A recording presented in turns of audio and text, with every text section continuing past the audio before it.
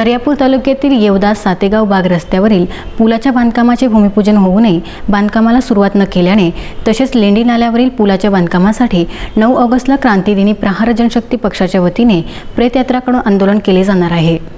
दर्यापूर तालुक्यातील येवदा सातेगाव बाग रस्त्यावरील पुलाच्या बांधकामाचे भूमिपूजन होऊ नये, बांधकामाला सुरुवात न केल्याने तसेच लेंडी नाल्यावरील पुलाच्या बांधकामासाठी 9 ऑगस्टला क्रांतिदिनी प्रहार जनशक्ती पक्षाच्या वतीने प्रेतयात्रा काढून आंदोलन केले जाणार आहे।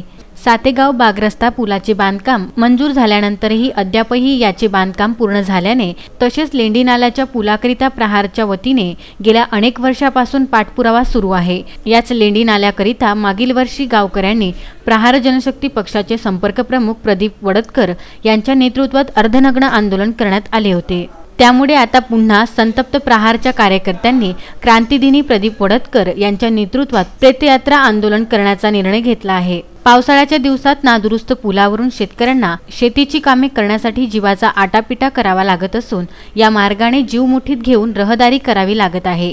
येवदा येथील हजारो शेतकऱ्यांना शेतीची कामे तसेच शेतमालाची वाहतूक करण्यासाठी याच रस्त्याचा उपयोग होत असल्याने या मार्गावरील पुलाचे तात्काळ बांधकाम होणे गरजेचे असताना केवळ घटनाचे फलक लावून शेतकऱ्यांची व गावकऱ्यांची दिशाभूल करीत आहेत। तसेच येवदा लेंडी नाला रस्त्याचे काँक्रिटीकरण काही प्रमाणात माजी आमदार रमेश बुंदेले यांच्या स्थानिक निधीतून करण्यात आले, परंतु लेंडी नाला पुलाची सुद्धा दयनीय अवस्था असून पुलावरून रहदारी करणे अवघड झाले आहे। या दोन्ही पुलाचे बांधकाम जिल्हा परिषद किंवा सार्वजनिक बांधकाम प्रशासनाने करावे अशी मागणी प्रहारच्या वतीने केली आहे। लोकसभा विधानसभा निवडणूक वेळी अमरावती जिल्ह्याचे खासदार तसेच दर्यापूर अंजनगाव मतदारसंघाचे आमदार यांनी लेंडी नाला पुलाचे बांधकाम निवडून आल्यावर तात्काळ करून टाकण्याचे तोंडी आश्वासन गावकऱ्यांना दिले होते।